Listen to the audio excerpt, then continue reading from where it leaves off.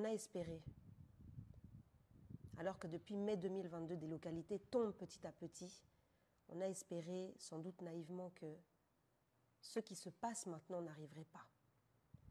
On a espéré que les forces armées rwandaises, avec leurs M23, leurs alliés ougandais, leurs alliés kenyans, et bien sûr tout ça au service des officines occidentales, n'arriverait pas jusqu'à certaines villes stratégiques de notre pays. Des villes comme Goma, des villes comme Minova.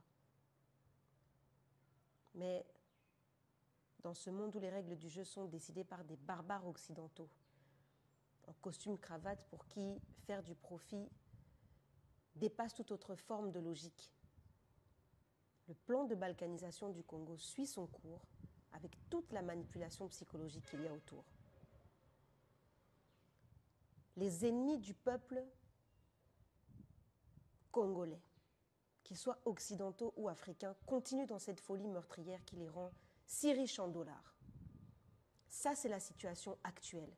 Et aujourd'hui, on sait que peu importe qu'en dehors du continent africain, les gens soient au courant du système très bien ficelé d'oppression que les Congolais doivent subir aujourd'hui, la seule solution que nous avons, nous Congolais, elle demeure en nous-mêmes. La guerre, on doit la mener sur tous les fronts. Ceux qui peuvent descendre sur le terrain, qui peuvent se battre, qui peuvent mettre l'uniforme, qui peuvent rejoindre les mouvements patriotiques avec leur cœur, avec leur amour pour le pays, faites-le. La guerre, elle est aussi communicationnelle. Il faut absolument qu'on travaille pour mobiliser l'opinion publique, congolaise avant tout. Parce qu'à Kinshasa, il y a des gens qui ne se sentent même pas encore concernés par ce que nous sommes en train de vivre aujourd'hui. Il faut également mobiliser l'opinion publique africaine. Le problème du Congo concerne tout le continent. À toutes les puissances africaines, il nous faut aujourd'hui des armes pour repousser l'ennemi immédiat. Si vous comprenez la complexité de la crise congolaise, vous comprenez à quel point vous devez vous impliquer aujourd'hui.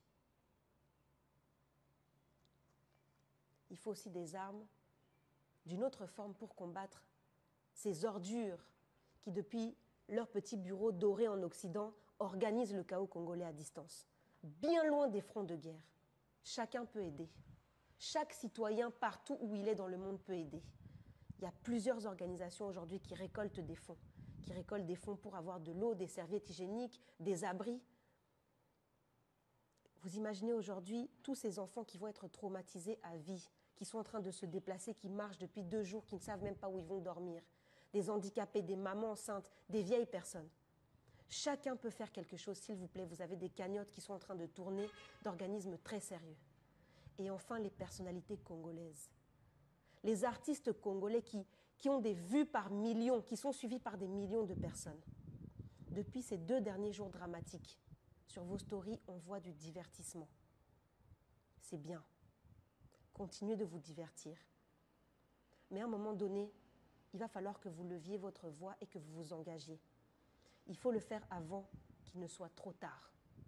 Avant que le pays ne disparaisse. Vous ne pourrez plus sortir vos drapeaux. Le pays n'existera plus. Si tout le monde ne se bouge pas, en particulier ceux qui ont une voix qui porte, tous les artistes là, vous vous reconnaissez. Il est temps de communiquer.